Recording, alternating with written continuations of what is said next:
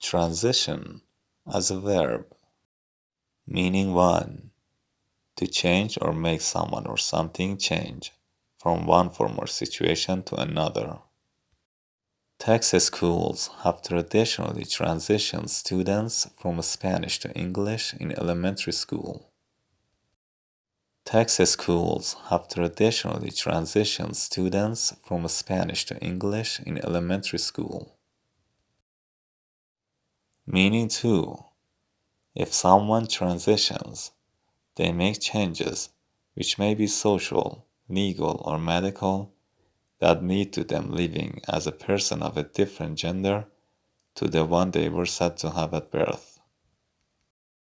Luis transitioned from male to female 20 years ago. Luis transitioned from male to female 20 years ago. Meaning 3. In basketball and other sports, to change from playing on defense to offense, or from offense to defense, after a player scores or when there is a change in possession, for example by running to the correct new positions on the court. After the scoring, the team transitioned too slowly and left the lane open for Mauri to score an easy layup.